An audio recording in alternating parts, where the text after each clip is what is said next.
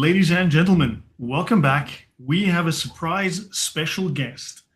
We have an African from Egypt who is now in America, somewhere in Florida. We have someone with the worst Irish accent we've ever heard in a secret location, and then you have me. And we are here to prove today that the Quran is a comedy. And we're going to continue where we left off in our last show, which was about 8 weeks ago, on all of the stories in the Quran and their sources. And this time we're focusing again on the Jewish origins of many of the Quran stories. And yeah, we've covered some of these stories are fairy tales, ancient comic books, and so on. But we're looking at the sources of these stories, and we're finding that it seems that Muhammad or Allah seem to love repeating or misrepresenting old tales, which were considered tales back in the day. So, Usama, welcome back. What have you been up to? Well, here is the truth. I'm in Florida. It's so hot. I was gray. Now I'm black, like a real black. But the one correction I'd like to do for your introduction, it is not the Quran is a comedy. It is a sad comedy. It is a sorrowful comedy. It is a crying, weeping comedy. I don't know how can you put the word comedy with the nature of Islam and the nature of the Quran. I mean, maybe it is funny for people who have a good sense of humor, but for sincere Muslim who follow Muhammad, the self-proclaimed prophet of Islam, who follow the miracles of Muhammad, the Quran, it should be a very sorrowful story, very sorrowful broadcast. You know what I'm saying? Correct me if I'm wrong, man. Go ahead. Yeah, I just have to wonder how literal tales, not even tales that are considered legitimately revelation, but just stories, somehow became the literal word of Allah in the Quran. I mean, these are long known old children's tales, myths, legends. Yeah, JC. Yeah, but here's the truth. For those who never read another book, okay, if that is the only thing you know, it is the Quran. It is 100% a great miracle. It has the poetry, rhymes, and the word which no one knows what it means because it is the word of Allah, you know. But if you have read another book, some other book about some other topic, I don't know, history, geography, just science, something else, if you have read another book, you can't help it but to really feel sorry for those who believe that is a miracle. The Quran is a miracle if you have never read another book or another piece of literature or any other material in your life. And I found out that, you know, Muslim people do not read. I'm not kidding you. Actually, Islamic countries produce fewer books annually than just the country of Spain on its own. So the country of Spain prints more books annually than all of the Islamic countries combined. That's crazy. Yeah. It shows it's an illiterate culture. Yeah, but at the same time, if you think about how many books an Arab or a Muslim Middle Eastern man would read in his life. We don't read books in schools, man. What we do in school, here is a surprise. Maybe it's a new information for you. What we do in school in Egypt, for example, is we memorize material. It doesn't matter. A mathematic problem, you memorize it. If you go to the test and have a different problem, you could not. We don't have understanding how to fix the mathematic problem. We memorize what we have. If you are studying to be a pharmacist, you memorize the names of the diseases and the names of the medicine of the diseases. If you're studying to be an engineer, you memorize. You have a brain who work very hard to memorize. If you can have a simple understanding to the books you're reading, you'll be an A student. But we don't use brain to understand, but we use brain to memorize. And when it comes to the Quran, it's the same way. You'll be shocked, Lloyd. People who don't speak Arabic, they can memorize the Quran. They don't speak Arabic. This is greater miracle than the Quran itself. Imagine with me, you memorize the New Testament, which is much smaller than the Quran, in Greek. And you can say the whole entire New Testament out of your head from memory. We wouldn't take that seriously as meaning anything. What? And I don't think we would particularly take that seriously as meaning anything. But this is a miracle of Islam, that Muslim Indonesian, Muslim Pakistani, Muslim Bangladeshi, Muslim Korean, Muslim Chinese can memorize the Quran in the Arabic language, the entire book, without knowing 2 words in the Arabic language. Right. Think about it. Just think about it. It's a miracle. Right. Yeah. JC, welcome. Thank you. It's great to be here and good to see Usama back as well. So everything that you guys have said, I totally agree with that. The memorization of the Quran is something that then affects everything in Islam by making you actually memorize something without even understanding it. That means you cannot question anything because you are already programmed to just basically memorize things without any understanding or critical thinking.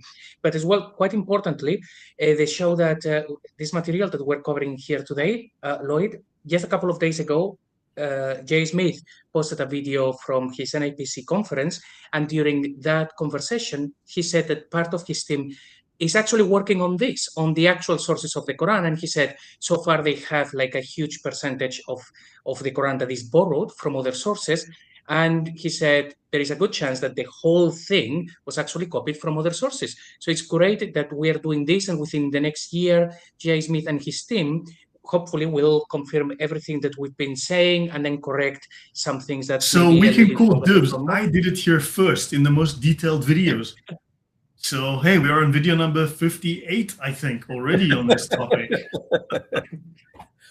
We have a what do you call this? Not a book. What do you call the huge library of books? It's called man. What is the word? Huge document. Volume. Yeah, we have huge volume of books. If you want to literally figure it out, yeah, God is good, but we have to be humble, Lloyd. We have to be humble. Right. I mean, for instance, okay, so this is where we ended. Let's just start where we ended off the last time, right?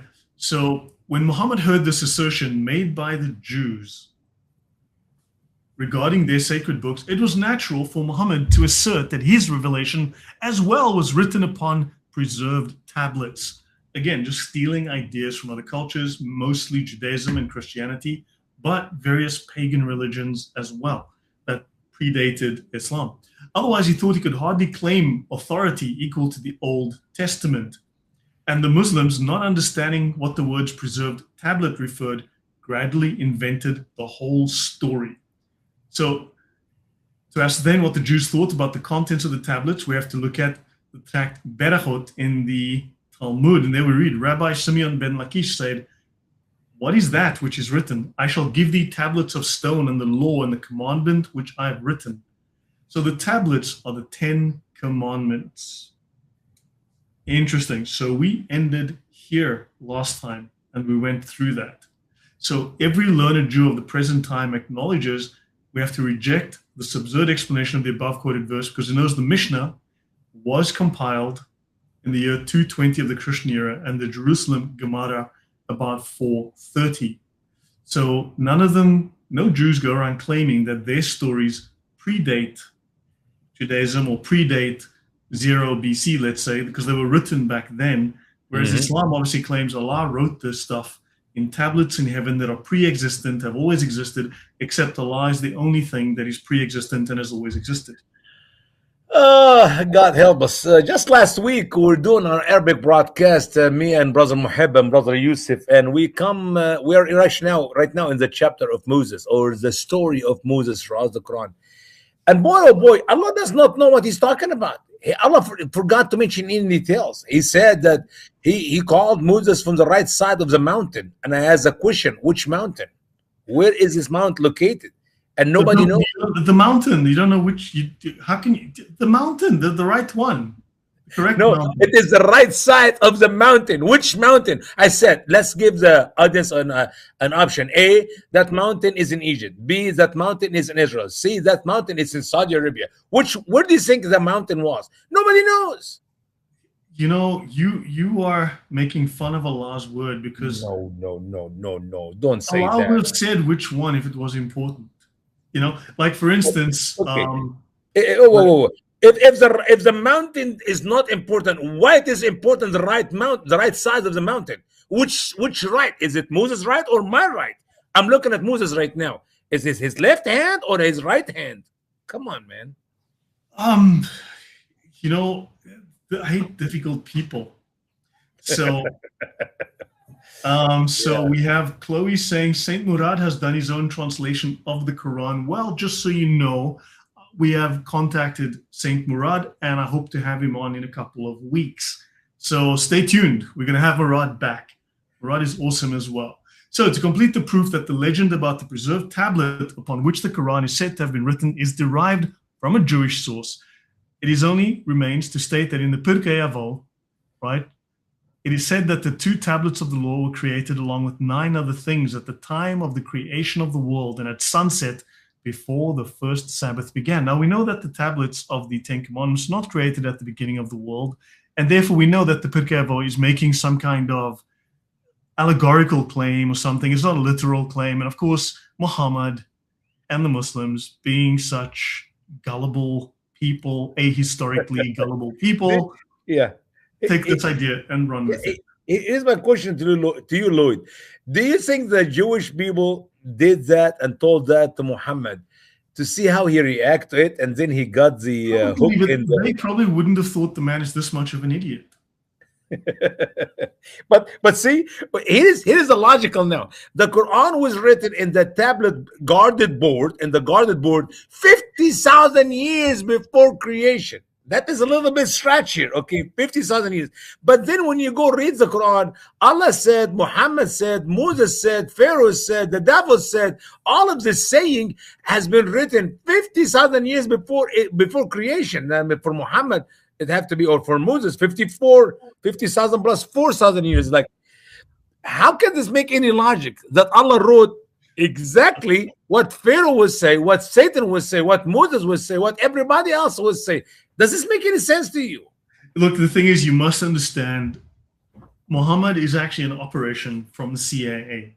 We have a time machine. They went back in time. They gave Muhammad, basically, he could bug people. So they sent him back as an operative, and he planted a few bugs in the palace, and he was able to record that, and then he transcribed it. So he had advanced technology. He had advanced medical knowledge. This is just part of what is going to be discovered as we go forward. But here is another problem. If the Quran was written 50,000 years before creation, why Allah gave new information in the Quran about now Allah knows, now Allah this, perhaps that? Don't you think if that's the case, when Muhammad received the Quran 50 plus 6,000, 50 plus 5,000, that Allah will write, you know, the addition one, the final one, the one without, and now Allah knows, and now Allah figure out, and now he knows. I mean, it's like, what's so hard for Allah to write, do addition, you know, editing, you know, fix something for it, you know? Makes no sense. I have no idea. So Chloe, what Muslims keep saying, Moses, Jesus, everyone were Muslims. Obviously, it's one-upmanship. Obviously, they want to claim authority and dominance. But also, they claim that since Allah is the only God, you were born a Muslim, your soul is Muslim, and it's only because your parents failed or you were willful and ignorant that you turned away from Islam. But also, no one can do something that Allah doesn't want them to do, and therefore you did what Allah made you to do, because Allah has power over all things, and He calls who He wills and He rejects who He wills. And yet you are guilty of rejecting Allah's call when Allah said, no, you aren't going to be worshiping me, so therefore you must be punished, possibly killed. And none of it makes any sense.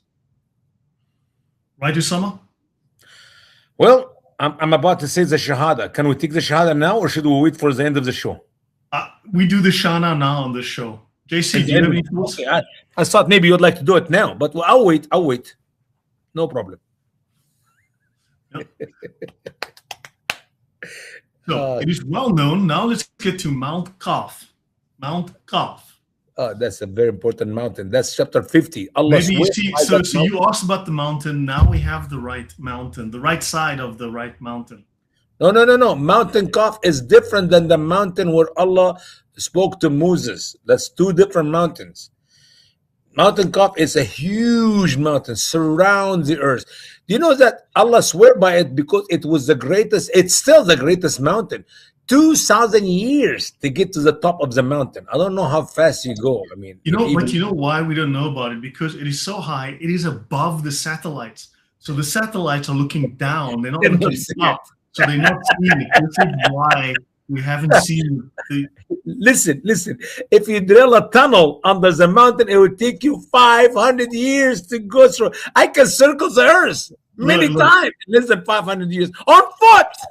Look, you got to ask us how fast does a camel walk? Okay, in 500 years, you might just get to 7-Eleven, buy a liter of milk, and come back. Okay? But listen, I can literally circle the Earth on foot many times in less than 500 years. Many times. In Africa, we developed some very fast technologies. For instance, we discovered if you drop a donkey down a greased mine shaft, you can get some pretty good speeds. But you know, this kind of technology hasn't really, the West hasn't adopted this yet, and we haven't found a lot of reasons to drop donkeys down mine shafts. So, but African technology is getting out there. Okay. Yeah, I understand. I'm from there. Like, for instance, the Afro comb. I mean, that is critical African technology. Absolutely. I concur. Let's get back to the book.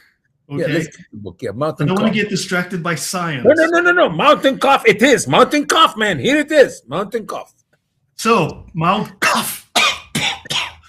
Cough. Right. This plays an important part in Mohammedan legend. Surah Al is called Kaf, Surah 50, and it begins with this letter. Hence, its name is supposed to refer to the name of the mountain in question. Abbasi accepts this explanation and quotes a tradition handed down through Ibn Abbas in support of it. Ibn Abbas says, Kaf is a green mountain surrounding the earth, and the greenness of the sky is from it. So, Wait a minute. I never saw the sky green, man. It is blue or black. Where it come up with green sky? Where you it are find green sky? blind, or you're living in a part of America where all you see is red, white, and blue, okay? Well, wait. When I was in Egypt, when I was in Africa, it's still blue and black. I never saw. I challenge you. Show me a green sky. How about that? Look. Allah swears by the mountain. Yeah, I know. I swear on the mountain. So Allah makes promises. So it must be an important. Okay, let's stop here for a minute. Let's stop seriously. Let's stop for a minute here. Will Allah swear by stupid mountain? God in the Bible said, I'll swear by myself because there is no greater than me to swear by. Allah swear by a mountain? Allah swear by some fig and some olives? Are you kidding me? You know that there's a mountain that surrounds the earth. It's in a very famous documentary about pirates, which Muhammad was. He was just a sand pirate. It's called One Piece. And there's a mountain that surrounds it, splits the earth in two. And so basically the Quran invented the One Piece. It predicted this important documentary about an alternative universe. In the 7 worlds, this is one of the worlds. And so just get off my back about this, okay? Jason, what do you want to say? Yes, that as you mentioned that, I remember actually Murad talking about this, and in his translation, he actually has this cough as for fending, just because he actually found it as meaning something in the 7th century, I guess. But it's interesting. What I really like about this is that once I saw this, is when I realized that, hey, hang on a minute, this is not a mountain, because otherwise this will be called mountain cough or something, as opposed to just cough like everybody understands it. So the fact that they had to create the story to make it into a mountain is quite revealing. These people had no idea how to read this. Yeah, I am not surprised. Offending is an archaic verb that means to protect, defend, or prevent something unpleasant from happening. So you know, for instance, you guys might know there's the whole story about run from the hills because the barbarians are coming from the hills, you know? So you know, because normally people run to the hills because the barbarians are coming, but now you got to run from the hills. But now these hills are so big, the barbarians can't come over them. So, and you know why you can't see it today? It's a sand dune, and a big wind came by and blew it away, and that's why you don't see it today. And this mountain formed the Sahara Desert. So anytime, you're welcome. let's You're get not, back to geography here. you're not making any sense. And why do I thank you for nothing? Well, yeah, keep going, keep going. I'm learning. Yeah, I'm learning. Yeah, go ahead. Yeah. No, actually, I think Lloyd is actually showing how the stories in the Quran were created, because that's actually how they were created. They saw something and then they made up the whole story for it. So there you go.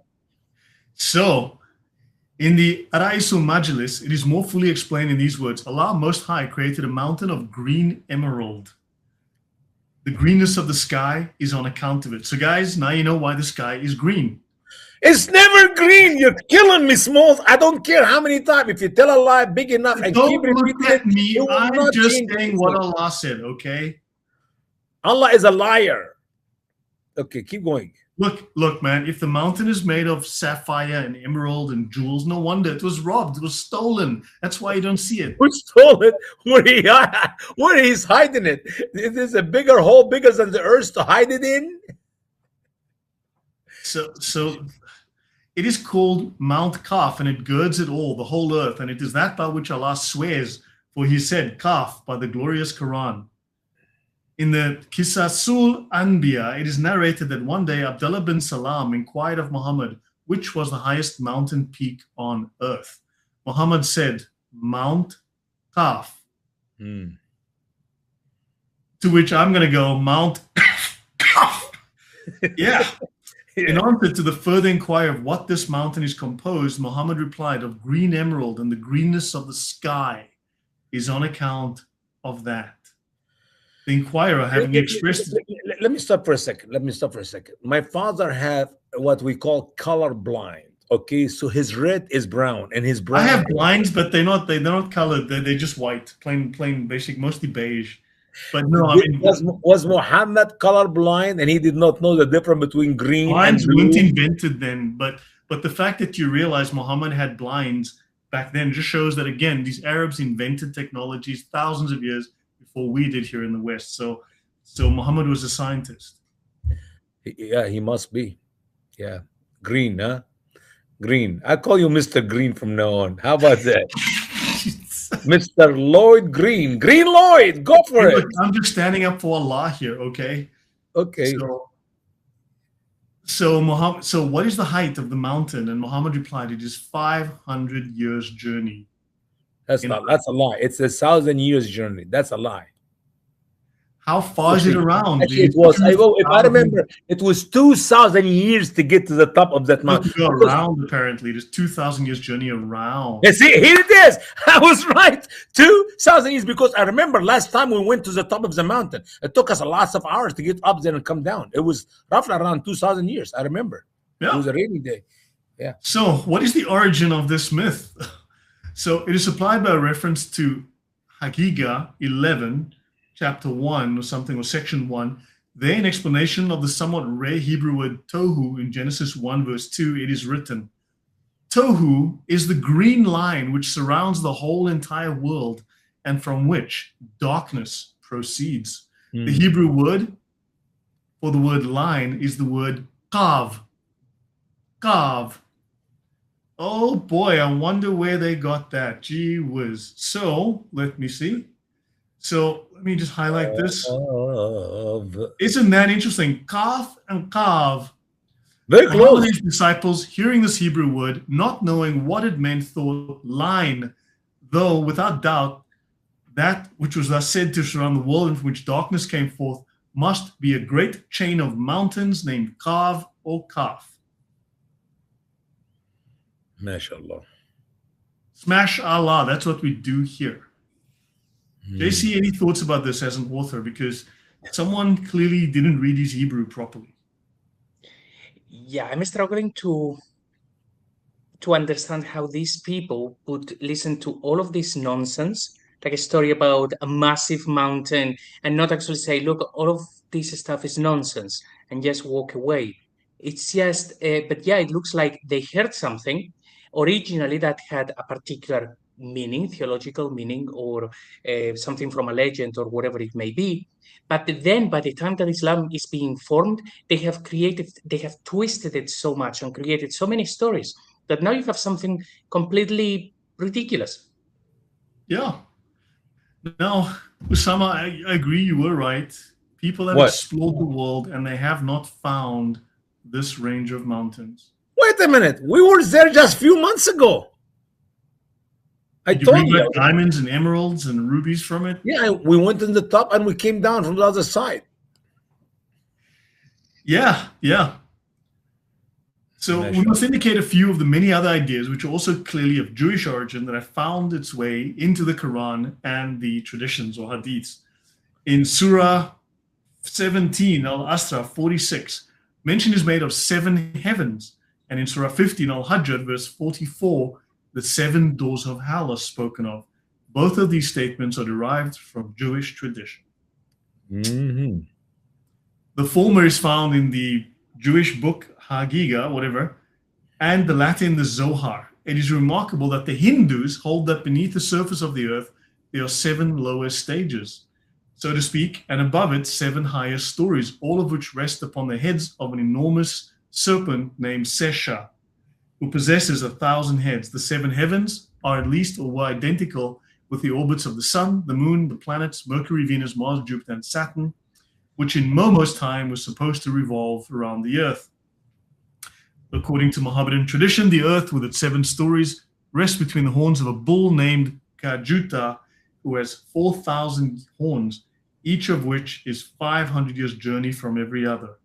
He has as many eyes, noses, ears, mouths, and tongues as he has horns. His feet stand upon a fish which swims in water 40 years' journey deep. Man, oh man.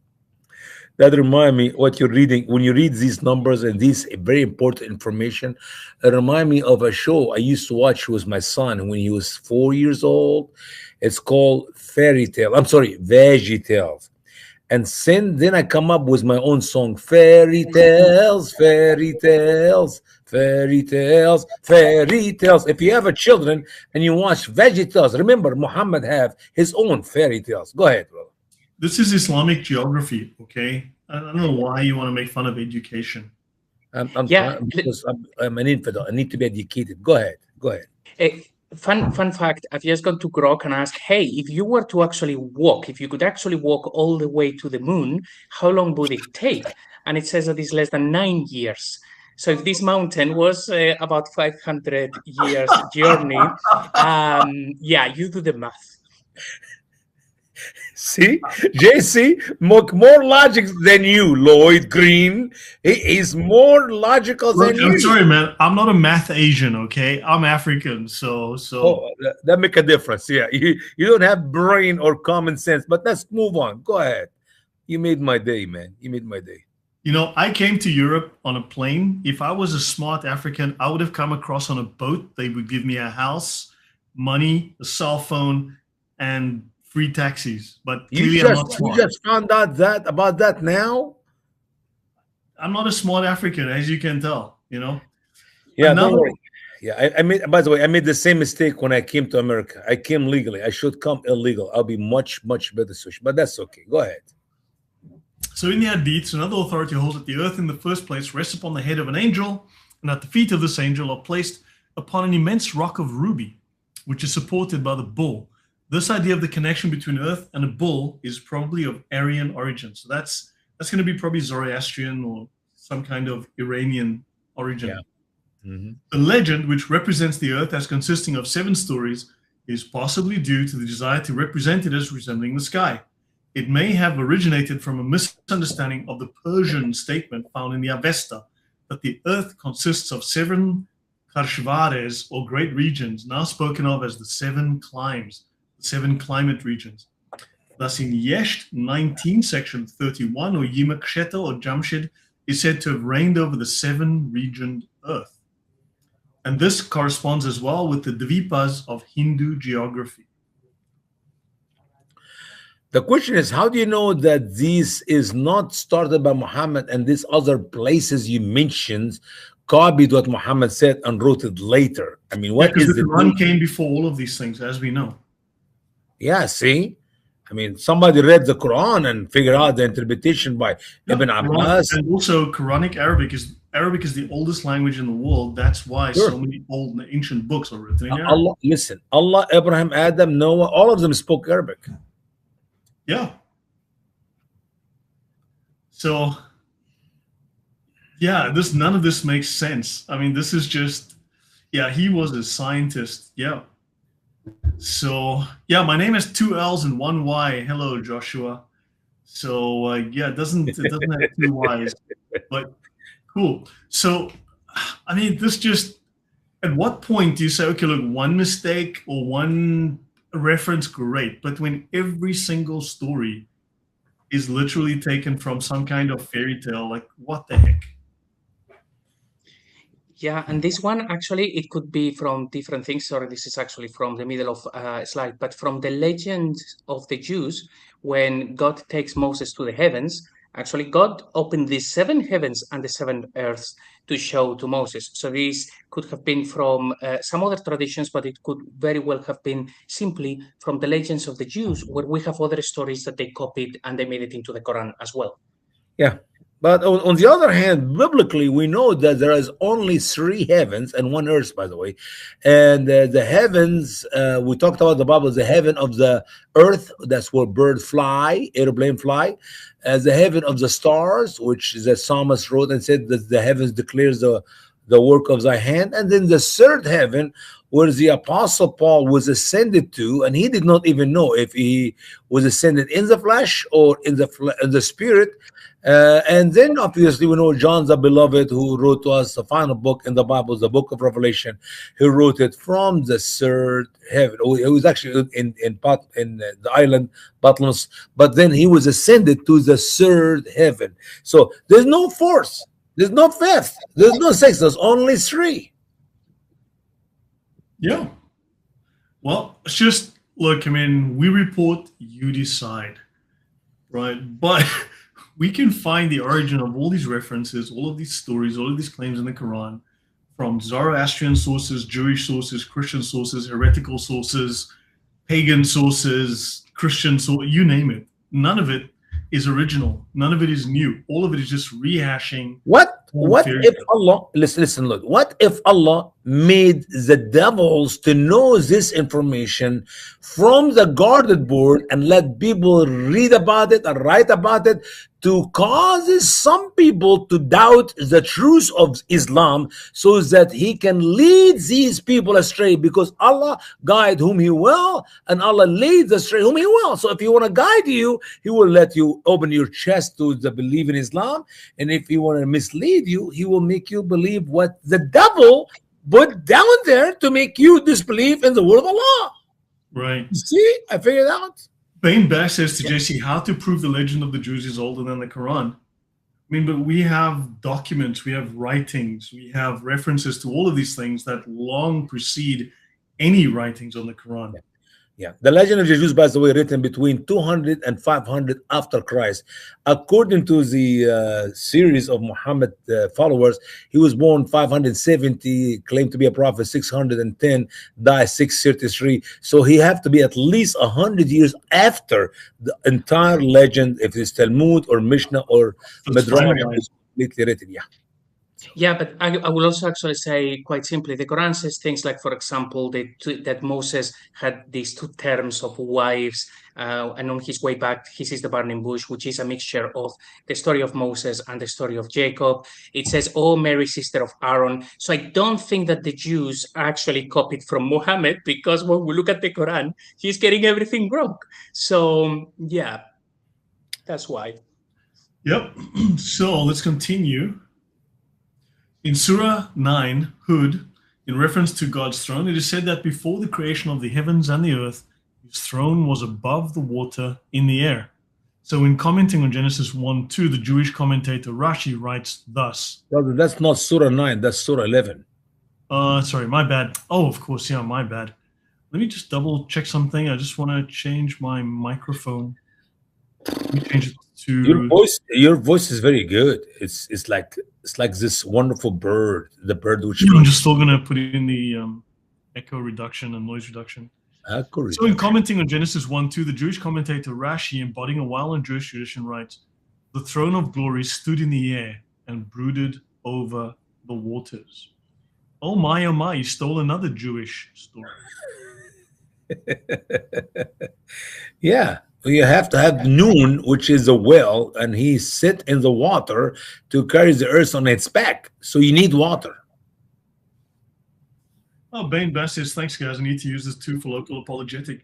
You know what? I was given 6 months because I bought a phone over a year ago. I bought a brand new phone, and I didn't realize I had an offer to use Gemini Pro for free for 6 months. So I redeemed it, and it expired today, in fact. And I bought like a $5 a month subscription. In Poland, it's like 24 zloty. It's about $6 a month subscription to Gemini. But what I'm finding is that whereas before these AIs were very biased, now they're starting to become a lot more, shall we say, neutral. And you can ask them questions about Islam, and they actually start to give. I mean, sometimes they'll give you grief, sure, and you have to bring them back to track. But you can ask like I use Gemini now. I don't trust Grok at all. I have too many problems with Grok. ChatGPT is also fine, like generally, but I've settled on Gemini.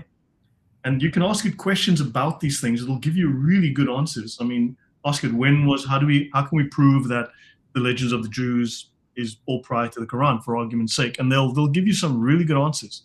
Sometimes you got to challenge them, but yeah. So you can use AIs these days, I mean, with caution, but honestly, they're becoming excellent tools. So yeah, where are we next? So Muhammadan writers tell us that the angel Malik, who's named in Surah, oh my God, that's 43, Al-Zukhruf 77, is the chief of the 19 angels appointed to preside over hell. So Jews also write of a prince of hell. But the Muslims have borrowed Malik's name from Molech, one of the deities mentioned in the Bible, formerly worshipped by the Canaanites, who burned human beings alive in his honor. And the word in Hebrew as in Arabic is a present participle that means ruler. We've spoken about this before. I mean, so Molech. So Malik, Muluk, Molech. We've covered this before. Any comments? I mean, you could find other reasons as well, because Malik means ruler. It could also be neutral, as in meaning king. Yeah. But the story here of the Malik who rules over hell, that would be a parallel. I was gonna say how you pronounce the word, and since the original Quran was written without vowels, without the alif and the hamza, and without das, God help us, because Malak is an angel, Malik is a king, so it can go in either way. I mean, the two words in Arabic are how you pronounce it. Yeah, I've covered this in, is this available on my Google Drive? Yes, let me get this book here on page 125. Yes, this is in my Google Drive. I had to renew the subscription today and it's costing, hold on, actually, we just worked something out here. So I had to renew my Google subscription today, by the way, just so you guys know. Yeah, so it is $63 a year for my subscription to Google to store all of this crap. Yeah, okay, so this book that we are looking at here it's called The Original Sources of the Quran by the Reverend W. St. Clair Tisdale. There is an older version called The Original Sources of Islam, but you want this one, okay? If I recall, this is the version you want, The Original Sources of the Quran. The older one is The Original Sources of Islam. This is the more complete, newer version of the book. How much is it? Can we download that book, Lloyd? Yes, you can. Can you send me the link for it if you don't mind? And I'll pay you $1.99. $1.99. That's Egyptian pound, not dollar like US dollar. You know what I hate? One of the worst things I hate in life is cheap people. No, I'm not cheap. One Egyptian pound 99 is almost like 2 cents or 3 cents in a US dollar. Yeah, let me just. So if we look in my Google archive, let me go here. Because I really want to add some information. Yeah, I got most information in my new Quran, but I'd like to add the rest of the missing information. So if we go to the drive, if you search for Tisdale, T-I-D-S-D-A-L-L, I'll zoom in here so you can try and find it. Tisdale, this is in my archive. The link is in the description below. The Original Sources of the Quran. Here it is. So Okay, so we can find this. So I'm going to drop the link to the archive. I'm just going to say archive and link it here. It's in the chat, right? But it's in the description box. You'll see the link to the Google archive, and you can just search for good old Tisdall and you'll find it here. When you click on it, it's going to open up, and here you are. There's the reference, the original sources of the Quran. So this is in my archive, and you can download it by clicking here.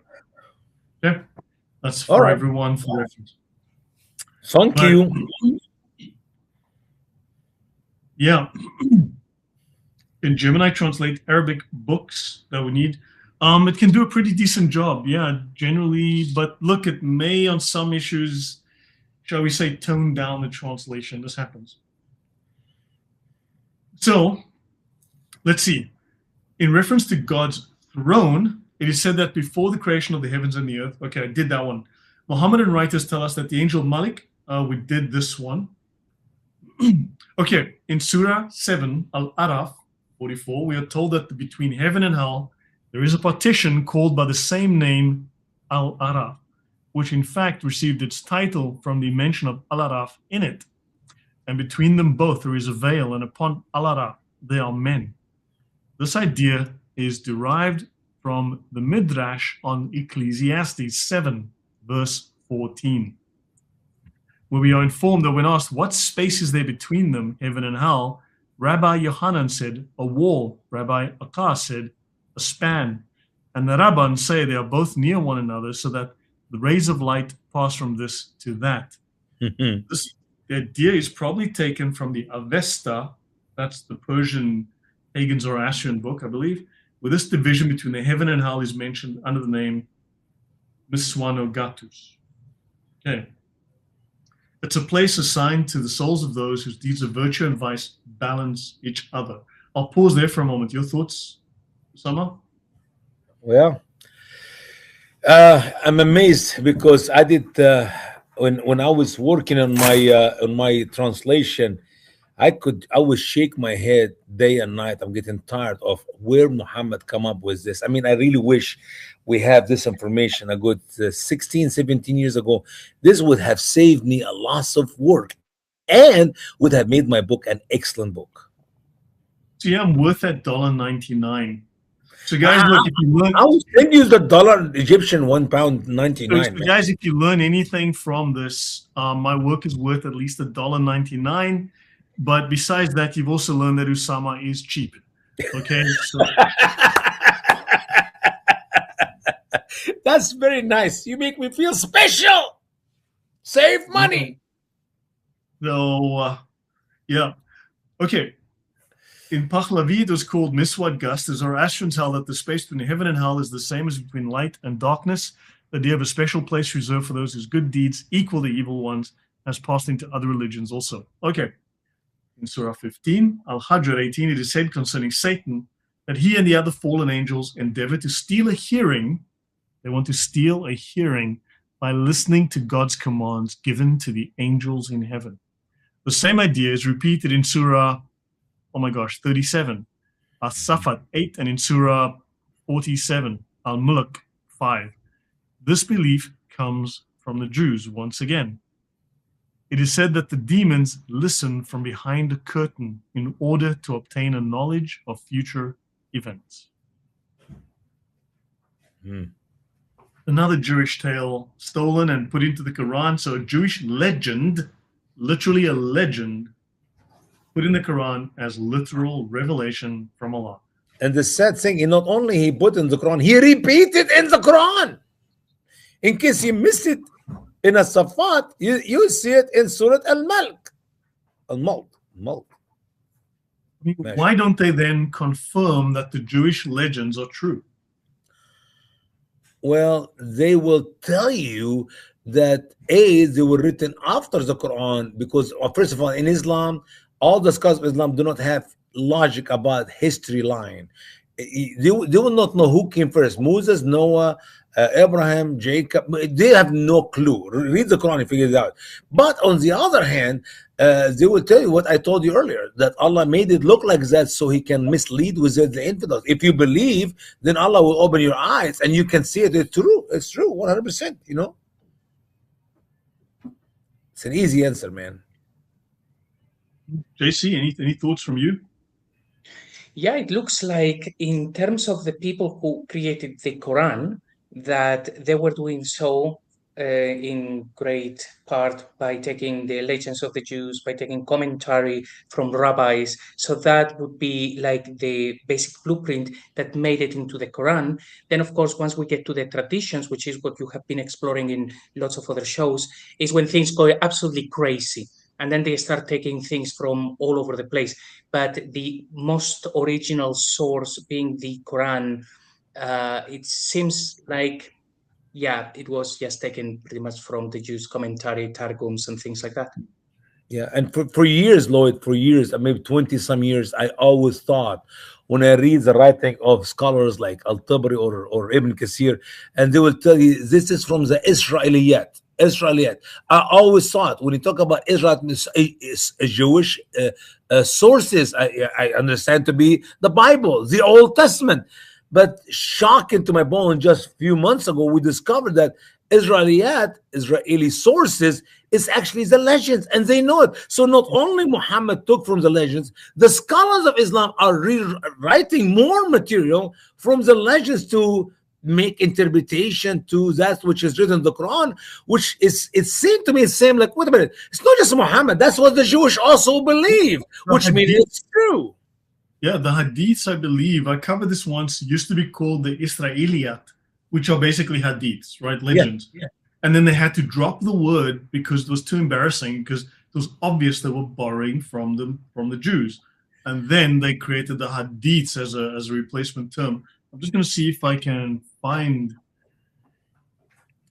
But for majority of naive Muslims, when they hear the word Israeliyat, that means it's not just us, the Muslims, even the Jewish people believe the same thing.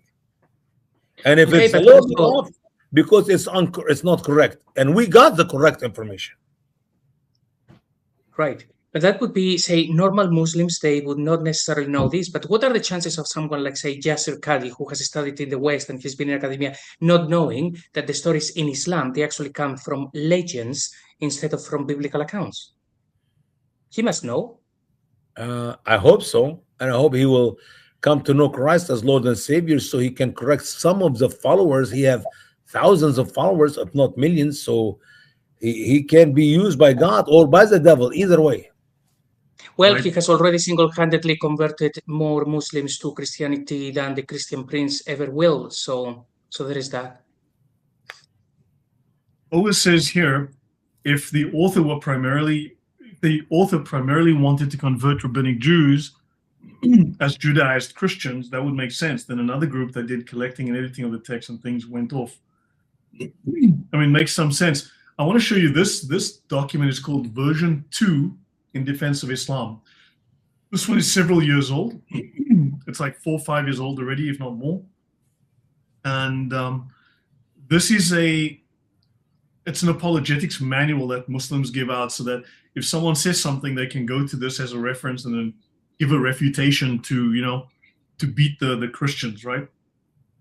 Is the universe made from water vapor, which is debunked, or is it made from smoke? Quran 41:11 explained. The argument for the universe being made from water vapor and that it is an error, the source of it is actually not the Quran, but the tafsir. And the tafsir brought the theory from the Israeliyat hadiths. So it does not have to be accepted. So you can see here, even they admit in this very short reference here that they are borrowing ideas from what was called Israeliyat hadith, and then they had to get rid of those and make their own. But they still have an influence in Islam. Yep, here I see it. Yeah. So very interesting. I wonder what they'll say here. Pir Karam Shah said, this is from the Shia, after criticizing some Mufassirs for their bringing some stories taken from Israeliyat, narrations from Jews which did not suit the Prophet. So yeah, I mean, this is a known issue. I've covered it in the past. I don't have time to look for those, but yeah, this is something that is very, very familiar to Muslims. Actually, let's have a quick look at, let me see if I can find it here.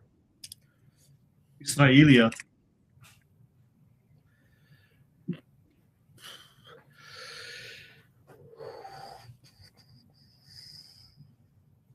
Nothing interesting. It's not in that book. This is the Encyclopedia of Islam. Unless I've got the wrong spelling, it could be the case. It's fine. Yeah. I'll look for it another time. Mm-hmm. So the Quran represents the shooting stars as hurled at them by the angels in order to drive them away.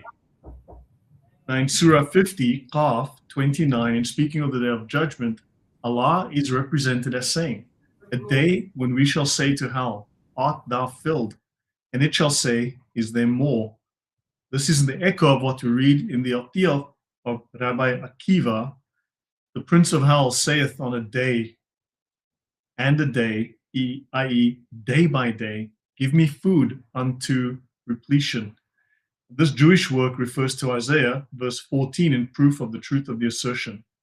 So, okay, I wouldn't know. What do you think? I mean, there's a parallel, there's a reference, there's certainly a parallel, but I wouldn't know if it's not a direct reference. Yeah, Yeah, sometimes like a direct quote. Yeah, sometimes it's a direct quote. Sometimes it is exaggerating in the information, or trying to make. Paraphrasing. I'm sorry.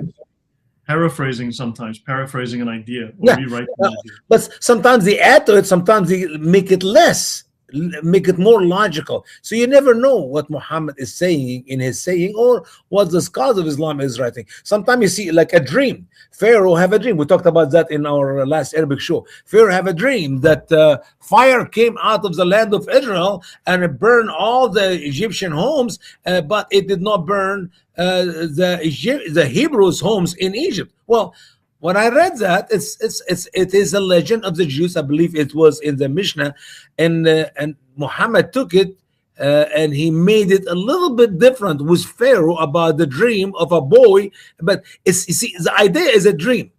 That a boy will become from the Hebrews who will destroy the Egyptian, and he will fulfill what the Jewish people used to study about Abraham, saying that the day is coming and God would judge the Egyptian people. And we know, of course, that is Genesis chapter 15. But so it is just a little bit of the dream, and Muhammad took it and changed it completely. Sometimes he copied it exactly, sometimes he changed it completely. He just gets the idea. Even like in the Isra, chapter 17, when Muhammad was ascended to the seven heavens, what did he do? He went to the Genesis account and he read about Abraham negotiating with God about not to destroy Sodom and Gomorrah, these 5 cities, because perhaps there were 50 righteous there, and the number go up. There's maybe 10, and there was not even 10. So the idea is 50, 50, 45, 40, the number go to 5, and Muhammad took it and make it he himself ascended to the 7 heavens, met with Allah and negotiate about the number of prayers. Even though the story originally have nothing to do with prayers, it have to do something about Abraham is interceding on the behalf of the people of Sodom and Gomorrah, that God will not punish him. See what I'm saying? Sometimes he copies the whole story as it is. Sometimes he changes it a little bit. Sometimes he just take a small idea and make something big out of it. Right. I mean, we can see this is an interesting one. You can see here, this is a reuse of an idea. In Surah 11, Hud 42, and again in Surah 23, Al-Mu'minun, we are told that in the time of Noah, the furnace boiled over. This doubtless refers to the Jewish opinion, Rosh Hashanah and Sanhedrin, that's the Talmud, that the generation of the flood was punished with boiling water.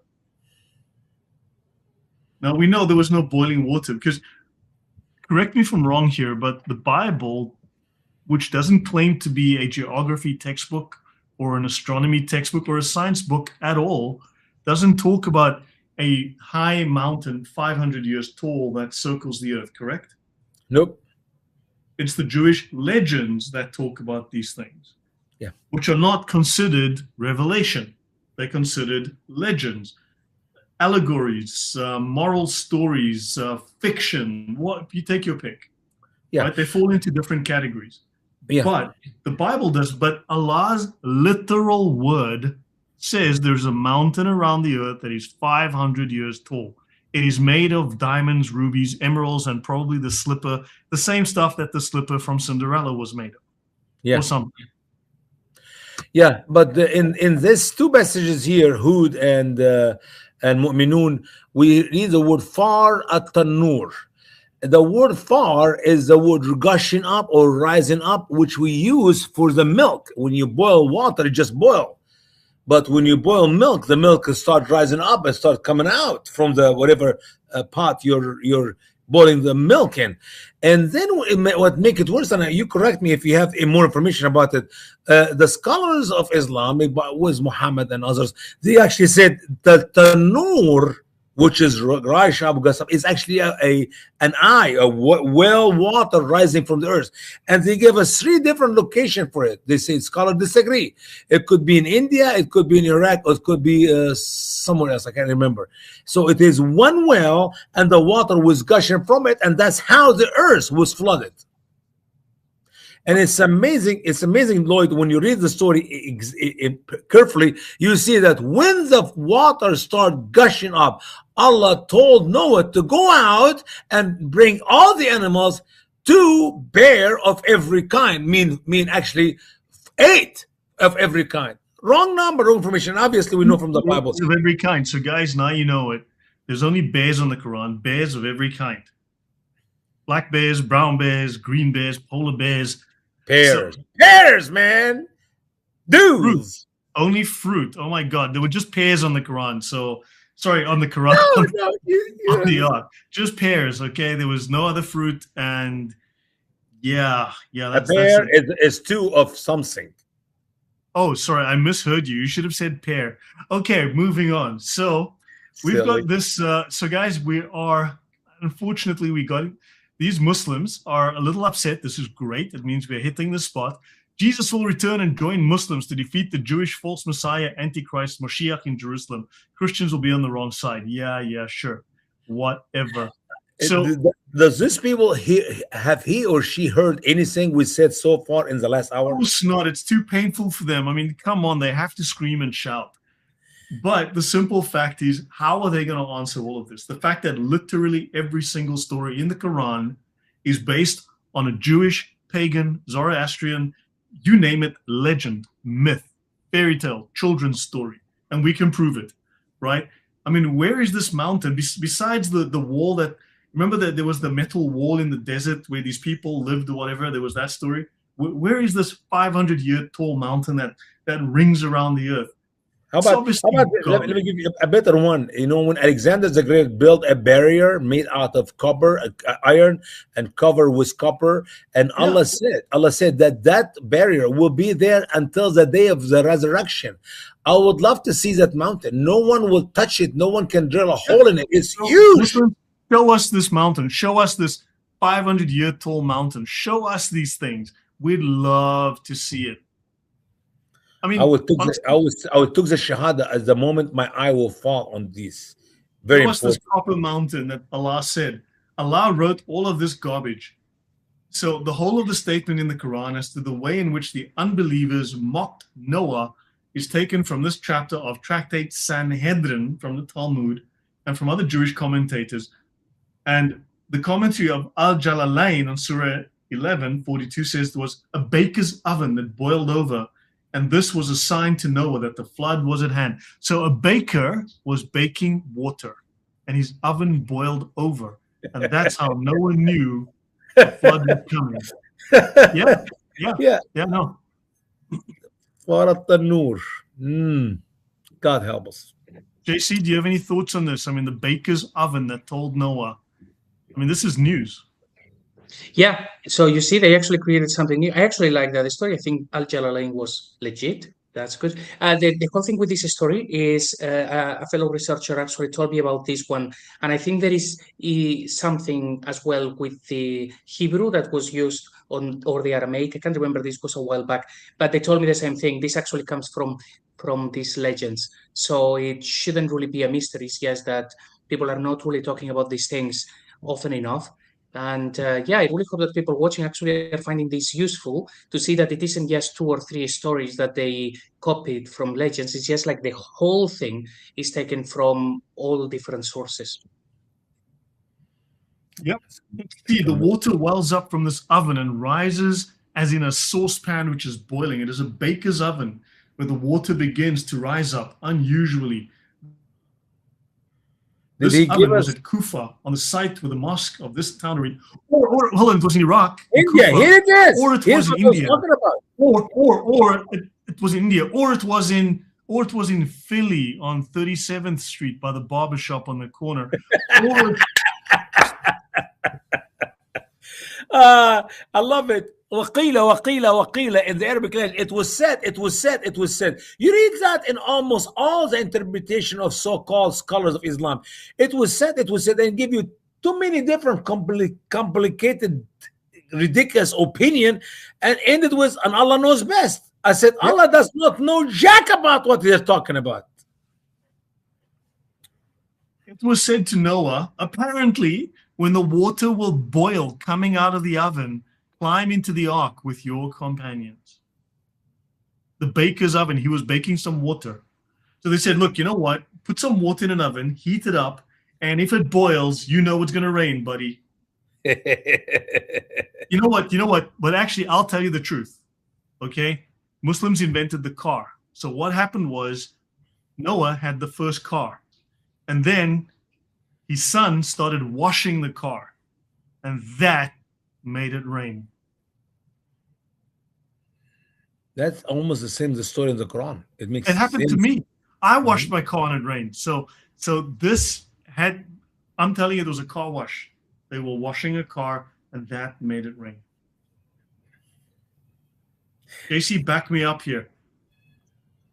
I'm thinking that the Burak should have actually come in and helped Noah because it helped Abraham, it helped Muhammad. Why didn't the Burak actually appear in the story of Noah? Only Allah knows. And the oven was in the mosque of Kufa to the right of the entrance near the gate of Kinda. There was only one mosque in Kufa, so don't worry about it. It is also claimed that it was at Ain Warda in Syria, but it's also in India. Well, we know actually, it was in Iraq. And one of the other sources, it was in Iraq. And they give further explanations, which I've mentioned above. Mm-hmm. Yeah. No, so basically, it was in India, and it was in Kufa at the mosque. There's only one mosque in that big city, and it's on the right of the entrance near the gate. But it's also in Syria, but it could also have been other places because maybe it was in Philly. Could have been next to the place where the Super Bowl was happening in I don't know, you know, but yeah, hey man. Well, I think it was at the foot of the mountain Kaf, so that's why it's really big. It's very big. Yeah. When God fanned the oven of the earth, it began to boil while heavy rain swept over it. Yeah. Its oven bubbled and boiled over. The mass of water covered the mountain and exceeded their summits. Yes. So guys, look, I mean, this is the holy oven of Allah, I guess. A big oven. This is a big baker's oven that you know. So hey, Lloyd. Yes. Can you hear me? I have a friend of mine here. He's going to share something about the mentality among the Arabs. Go ahead, Ashraf. I was hearing what you say, that it was said as all Arab mentality and all Arab personality. It was said. Some psychological doctors, Arabs, which were the one who studied outside in Germany, Italy, in France, and Holland, they say that the Arab citizen, original one, traditional, classical, original personality, the very public one, the lowest level of all mentality. He only hear because he heard too much, and they make him familiar with hearing, that he used it to hear every time. It was said, until he refused to read. He doesn't read anything. He He doesn't see anything. Only, but because this is social media means which we have, lastly, looks like computer, whatever. Technology, internet, yeah. All technology. This is make transfer the hearing from only one resource to many resource that he can see right now, whole Quran in computer. He can see also this is verses which hidden for centuries. Do you imagine? He was hearing only. All his means to acknowledge is his ears. His eyes, he never use it. He never used it. It's like they did. They said they did it. Who's Yeah. the they? So in simple words, the mentality among Arabs in the Middle East, it is their ears, nothing else. Yeah. Nothing else. Nothing. Mentality. You can call it ears mentality. Ears mentality. Thanks, Ashraf. Very good point. Very good point. Yeah. So this oven sadly didn't make it, and we don't have the mosque with the oven. We don't have it today. So, I mean, although I will say that in the Bible Belt in the US, they've tried to take this idea and create bake sales on certain Sundays to raise some money for charity. And nobody would buy it. But at least they haven't caused the flood. But I think, given this evidence, bake sales need to stop. Well, but you say Evan. They said it's a well. It's a deep water from under the ground gushing forth. How can it be a well? Or if it is, or if it's not a well, how can it be water coming naturally? Ever heard the famous saying, "Well, well, well"? That's a deep thought, man. Well. I mean, look. In fact, the Quran actually predicted certain famous actors like Matthew McConaughey. Like the Quran started with well. Then Matthew McConaughey came on and all right. Yeah, so he's remember inspired by, Yeah, amazing. Allah works in mysterious ways. I know. I learned that from you. It was said that it was said. Yeah, and it's amazing. Like, for example, the size of the ship, of Noah's ship. It was said it was 50 feet, 50 yard by 30 yard and 30 yard high.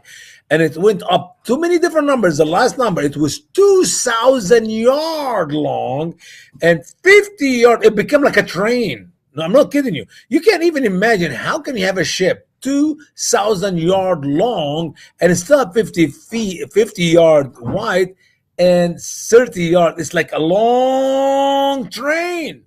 And all these numbers set together next to each other in one paragraph, and Allah knows best. These people do not even have logic to put numbers on a piece of paper, Lloyd. Right. I mean, so Chloe's got it right. The baker made soggy bread. Yeah. It's kind of sad. Lloyd. Would you like some wet bread? No. JC? That you see, it was said that they actually found this oven. It was actually in a museum in Yemen. Unfortunately, the Saudi Air Force abrogated it, but rip. Yeah, actually, no. So there was a famous actor in the Middle East before Matthew McConaughey, and he used to say, "Zam, well." You know what? I just discovered recently that Zamzam well is actually a pump made up by Missouri and maybe another state, and they actually pump water from the sea to the Saudi Arabia after clean up the water, of course, make it fresh. And that's how when you go to Zamzam, you get that water to drink. It is the invention of the infidel Americans who made this huge pump to clean up the water and dump it there for the rest of the Muslim world to drink it. How do you like that? Allah inspired them. Allah guides whom He wills. Why can't they make their own pump? Why do you need the infidels to pump their water for them and clean it up for them? Because they got these people to do it for them because they need to be served by others. MashaAllah. Yes. Because they are the people of the camel and camel people don't, engineering people, are just not good enough for them. Let me actually, before we move on, just mention something that I can't evidence yet, but in the Quran, we have the story of Abraham speaking with, if you go to the Bible, is the angel of the Lord, which is Jesus' pre-incarnation.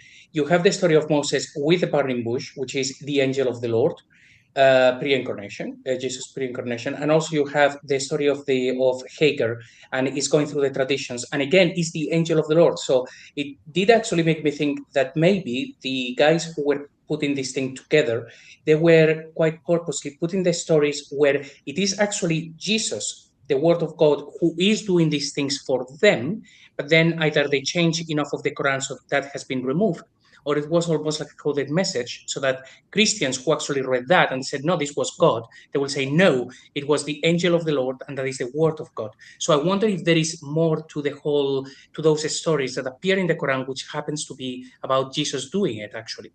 Yeah. Well, you know what? We just had a very insightful piece of information from Bain Bass. He says this story is pseudo-Hippolytus of Rome. The bread got wet from gushing water from the oven. So you have the ancient practice of intinction, soaking the Eucharistic bread in wine, which is a central theme in early liturgical texts like the Apostolic tradition, often attributed to Hippolytus of Rome, but surviving in later expanded forms called pseudo-Hippolytus. The specific method of Holy Communion involves several historical and theological layers. The practice in the Eastern Orthodox and Oriental Orthodox traditions, the Eucharistic bread is broken and placed directly into the chalice of wine and warm water. That's interesting. That is very interesting. It's a hop, skip, and a jump from there to ovens to eat the bread. Yes. An oven in a mosque. Think about it, an oven in a mosque. What the heck is an oven doing in a mosque? To raise the water. When you boil the water, it gushes up. To make it makes the water hot and boil. And make the flood. Listen.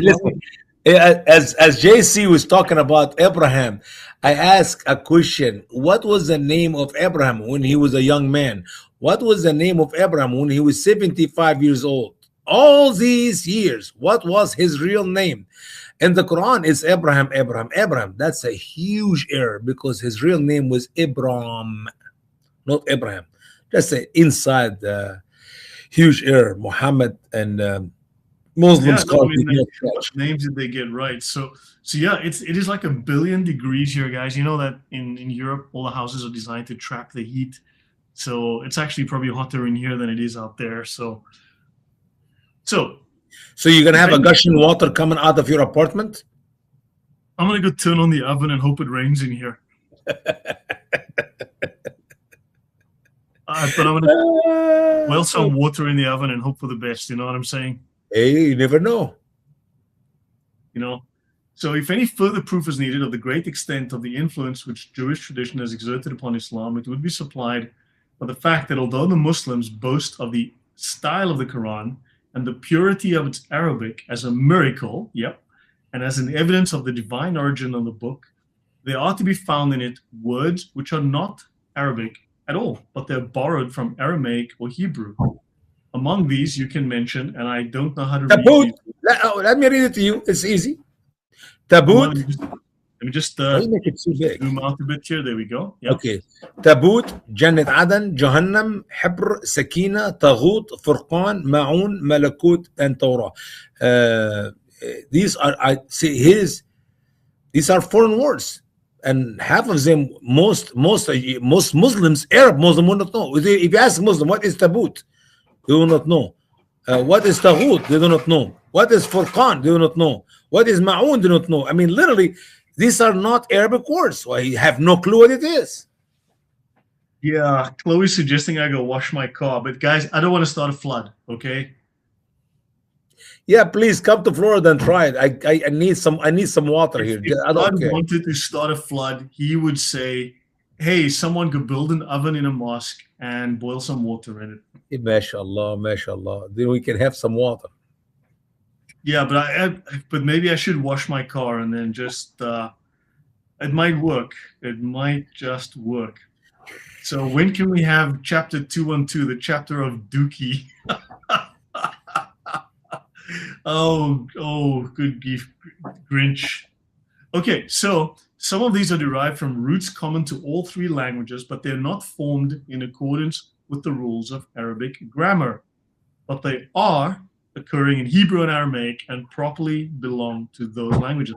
And this is true. Professor Kerr says the same. He says exactly that. These words come through other languages, but primarily through Hebrew and Aramaic, often through Aramaic, and they end up in Arabic, but they clearly of origin that is Aramaic or Hebrew, and they don't make proper sense in the Arabic. Like and the word Furdus, paradise. Yeah, and paradise is taken from late Hebrew, but has come from Old Persian and belongs to that language and to Sanskrit. It is as foreign to Arabic as the word paradisos. So this is the word here. The Greek paradisos is to Greek. So the word paradisos is not, it's written in Greek language, but it's not a naturally Greek word. So paradisos. Mm-hmm. Muhammad joined us, sorry, JC has joined us again. Mohammedan commenters have often found it impossible to give the exact meaning of such words, though through their ignorance of the languages from which Muhammad borrowed them. When we know their meaning in this way, we find that it suits the context. For example, it is a common mistake to imagine that the word malakut denotes the nature of the abode of the angels, since it is not derived from malak, an angel, but is the Arabic way of writing the Hebrew malkut, or kingdom. That's an interesting point. Mm-hmm. The word in Arabic is malakut. Malakut. Yeah. So it's not from malak, but it's from malkut, Hebrew kingdom. So that's interesting, which just makes you wonder, what else is going on in the Quran? There are plenty. There are plenty. We are halfway through this text. We're still busy working on the Hebrew stuff. We'll probably wrap it up soonish. But I mean, Yes. let's just go have a look here. I mean, we're talking now about the Hebrew. We're still going to go through all the Christian influences. I think we've done some pagan influences already. But this just doesn't stop. This just doesn't stop. So we are now on page 129. So just zoom in here and get this. So we have done Sabian ideas. We've done ancient Arabian ideas. We're not yet on Christian. So very soon we're going to start on Christian apocryphal books that have influenced Islam. We're currently just on the Sabian and Jewish. We've done the Sabian ones. We're now finishing the Jewish ideas. And we've also touched on Persian/Zoroastrian ideas, which influence Islam. I mean, clearly it's overwhelmingly too many sources outside of the Quran that are known as legends. What do you guys think?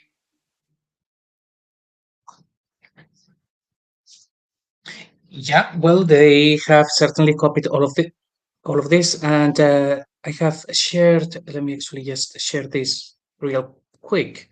It's the same slide that I showed before. So in these same Legends of the Jews, this word Shekinah, which we discussed before, and it appeared here on this list, it appears a lot. So anyone who goes to the Sepharia website, go to Legends of the Jews. If you type in Shekinah, you will see how many times it appears. And we know that it is not an Arabic word. That's why in the Quran they have to change the diacritics. So it teaches us that these people were familiar with the legends, also the Targums and all of that stuff, but also how then they edited the Quran to try to make it more Arabic, because if they had kept this word as Shekinah, everyone would have known, no, this is not Arabic at all.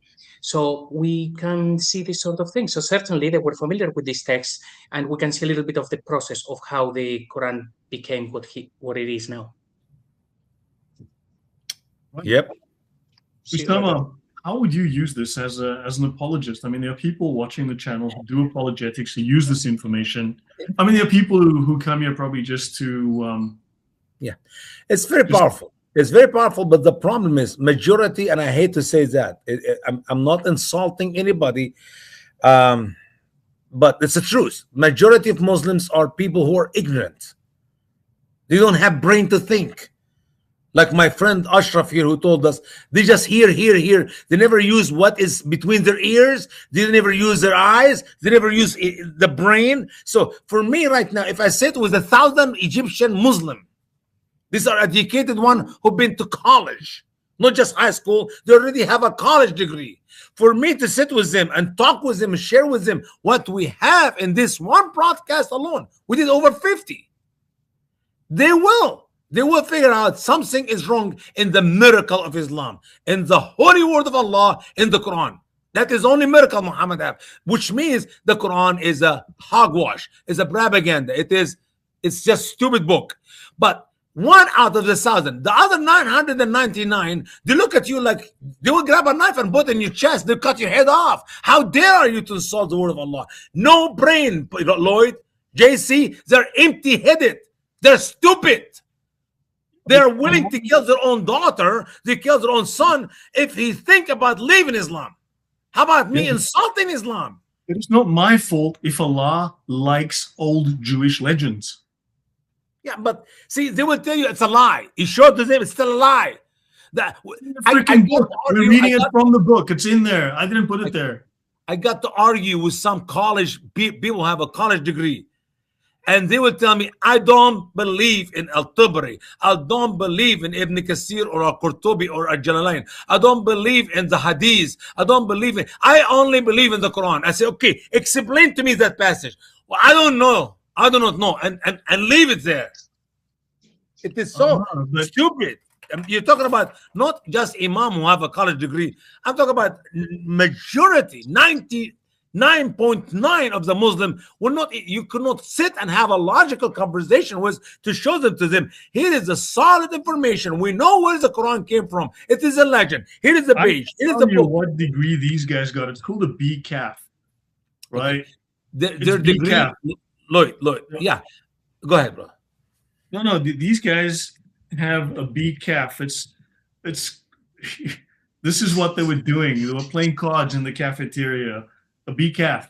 These are scholars. Have you been to college in Egypt? You know how stupid these people are. Let me say it again. They memorize books so they can pass the test.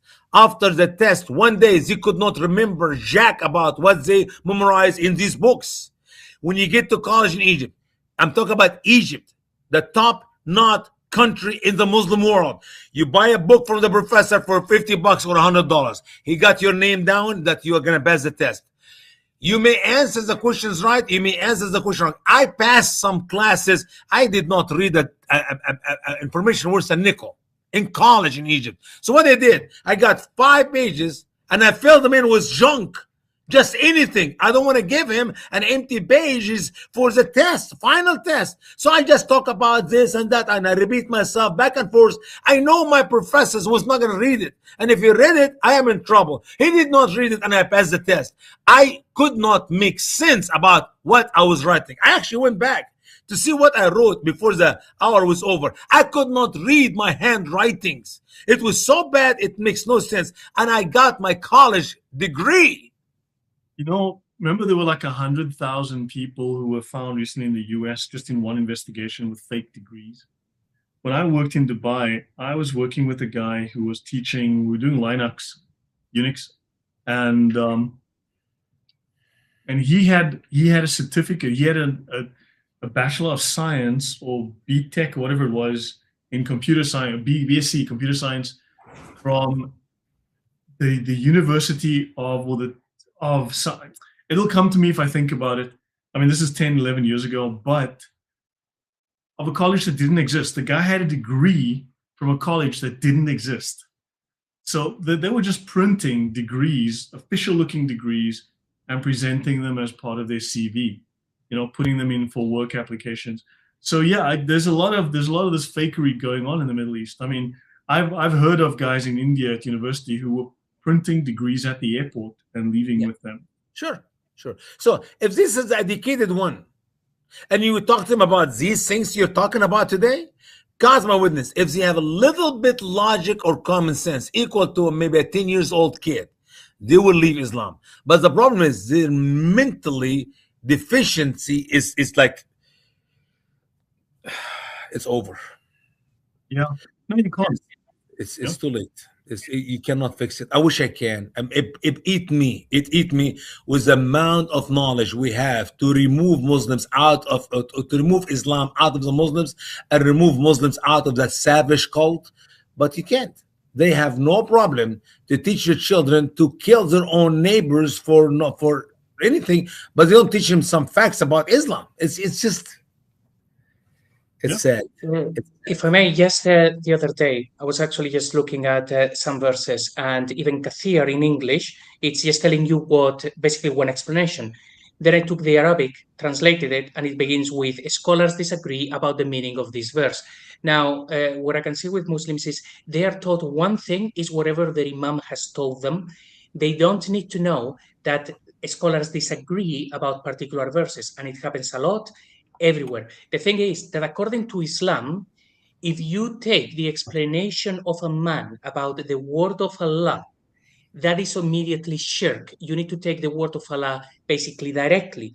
So the moment that you look at a particular tafsir, and you see that even Kathir has multiple guys explaining that verse, that means that whichever you pick, you are taking your explanation from a man, not from Allah, because they don't know the answer.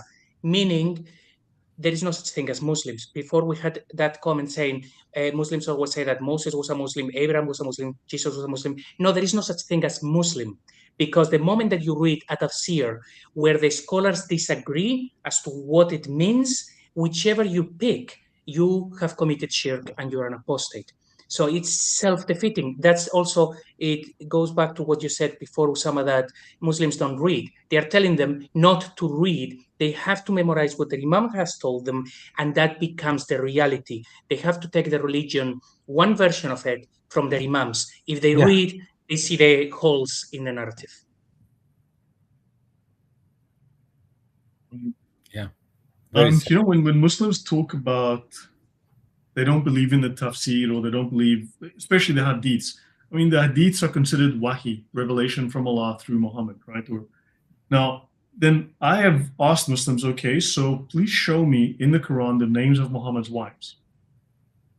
Simple question. Well, they're not named in the Quran, so how do you know that every single story, but yet you believe that these are the names of Muhammad's wives? We're supposed to believe he had these wives. So either someone's lying, you know, or someone's lying. Those are your two choices here.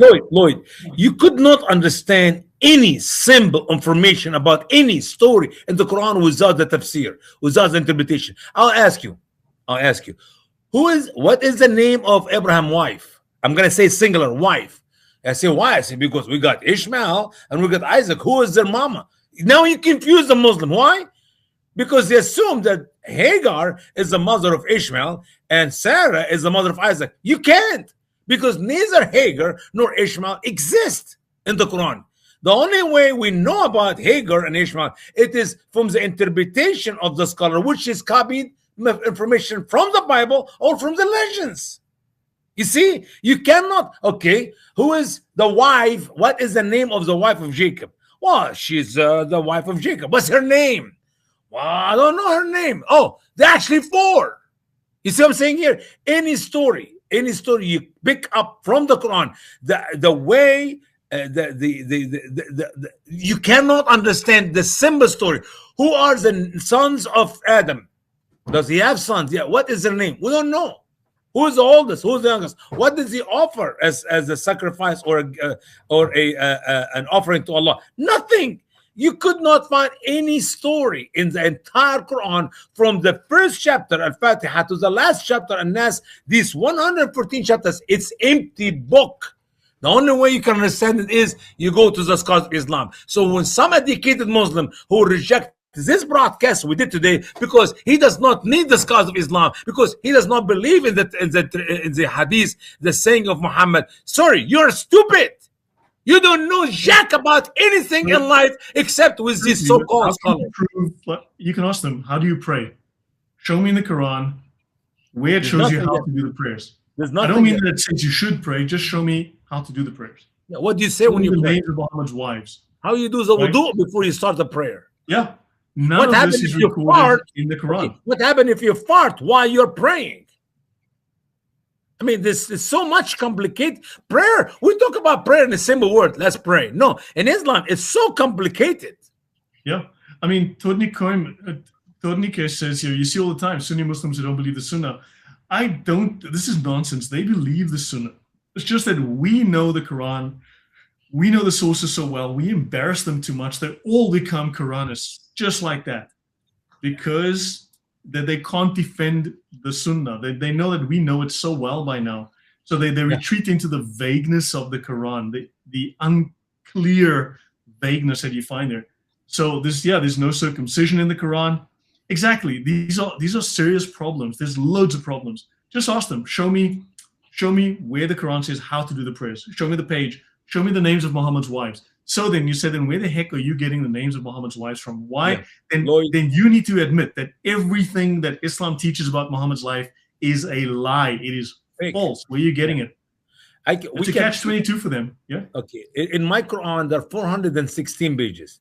I can ask 2 questions for every page. That would be 800 plus. I make him 1,000 questions. I challenge a Muslim to answer one. Just one out of 1,000 questions from the pages of the Quran. Just answer one right, and I will convert to Islam. You see how bad it is? Let me actually make it just a little bit worse by doing a quick comparison. If you want to know the miracles of Jesus, you go to the Bible. If you want to know the names of the apostles, you go to the Bible. If you want to know the name of the mother of Jesus, you go to the Bible. If you want to know what Jesus said, you go to the Bible. Okay, with Islam, you want to know the Sahaba, you have to go outside of the Quran. You want to know the miracles, you go outside of the Quran. You want to know the name of the parents of Muhammad, you go outside of the Quran. You want the genealogy, you go outside of the Quran. You want to find Muhammad in the Quran, the name appears 4 times. 2 of them are in the past tense. That's why we are actually exploring all of these, that he didn't exist. So when Lloyd showed here a book that maybe actually if you have the opportunity, you can show it. 300 miracles, authentic miracles of Muhammad. It's like, are you Muslims not realizing that the miracles of Muhammad would be in the book that proves that he has the final revelation? It's just obvious. But they don't see that. These things are written later to give him those miracles. And when they say about the moon split, that's not even what the verse says. And what's worse than that, JC, what's worse than that, I can open the Quran and I show you that Allah did not send Muhammad with any miracle. So for me to accept one of the 300, I have to reject the Quran. Yeah. The basic sources of the book are the Quran and Hadith and the original historical books, and some are Al-Siyah al-Sitta, the 6 authentic books of Hadith, Ashar al-Siyar by blah, blah, blah. This book, this book, this book, this book, this book. So how come they don't just go straight to the Quran? I don't get it. And then all of these miracles, where are these 300? This is called the 300 authenticated miracles of Muhammad. Where's the stuff? Where's this 300 miracles in the Quran? Yeah. Where's Muhammad's miracles in this Quran? I'd love to see it. I mean, I've gone through this in the past. The people were thirsty. And they approached the apostle for water. The water vessel had little water. The apostle started performing ablution. He put his hand into the vessel and water began to pour forth between his fingers like springs. The people drank from his fingers and performed ablution. They numbered 1,500. 1,500 people. Muhammad put his hand in a cup and he gave water to 1,500 people. It's in Bukhari and Muslim. Now, please show me where this is in the Quran. For this Twitter came on earlier, who wanted to mention stuff. Hey, man, prove this to us. And actually, the Quran keeps saying that they keep asking him for a sign, and he doesn't give any signs. And then we have this right there. This is interesting because we will talk probably tomorrow with Odon about why Mecca basically didn't exist. It didn't have any water and all of these things. So maybe this explains it. They didn't need water because they had Muhammad. Yeah, but he was only a warner. He didn't come to make miracles, except he made 300 miracles. So yeah, this is the kind of nonsense. So look, I mean, so Muslims, if you guys can publicly, openly condemn this guy as a liar, then I would appreciate that. But we all know you're a bunch of hypocrites and you're not going to. Because these lies benefit Islam and therefore you are willing to let Do me a favor. We'll close this program by reading Quran chapter 17, verse 59. Quran chapter 17, 59. And you have to understand now, we're reading the word of Allah in the Quran. You can read about a book written by some idiots or whatever, smart, educated, whatever, and 3 million miracles of Muhammad. What did Allah say in 1759? Let's have a look. Quran 1759. And nothing prevented us from sending the signs except that the ancients denied them. And we gave the camel to Thamud. Forget about the camel. Read the scholar's interpretation to that verse. Muhammad did not receive any miracle. If you read the rest of the chapter, they ask him, do something to prove to us you're a prophet. Cause the water to gush from the earth. I mean, Lloyd can go wash his car or put an oven in a mosque and the water will boil. I mean, literally, and flood the earth. But read the rest of the chapter, guys. They asking Muhammad, prove to us you're a prophet. If you do this, if you do this, if you do that, we will believe in you. And Allah said what? The only reason we did not send miracles, because people did not believe it anyway. So should I read a book written by some... I can fly, for instance, but there's no point I do it because no one's going to believe me anyway. They'll just say it's computer graphics. Yeah, must be. All right. Thank you so much. It was a great show today. I appreciate you, brother. Thanks a million. Good to see you back, JC. Yeah. We'll maybe get together again. I don't know, tomorrow or in the near future, Lord's willing. Yeah. So guys, so as you guys are probably ready to say the Shahada at this point. No, I'm not going to say it. I changed my mind. I'm not going to say it. I'm very disappointed, but that's okay. Okay, so Allah's going to have to try harder next time. Let's see. So everyone, I'm sorry to disappoint you if this was, yeah. So anyway, so you know you've got a book filled with second-hand stories, third-hand stories. Third hand, fifth hand, sixth hands. Yep. So guys, thank you very much. I hope this is useful for your apologetics. Thank you very much for being here with us.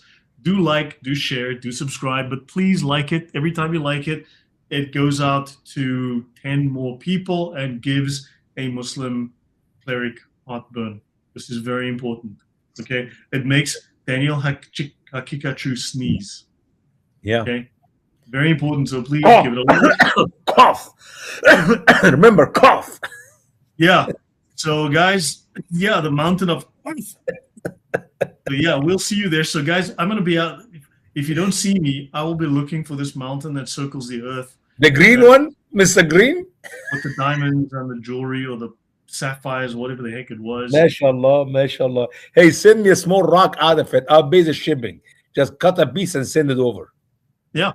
So as you know, Allah would never write geographic nonsense. But so yeah, so just ask Muslims, hey, just show us the freaking mountain, okay? Cough, cough. Cheers, guys. All the best. We'll see you tomorrow. We'll be back with Professor Robert Kerr. Maybe Usama will join us. And yeah. Let's have a good night. Stay safe, everyone, and God bless.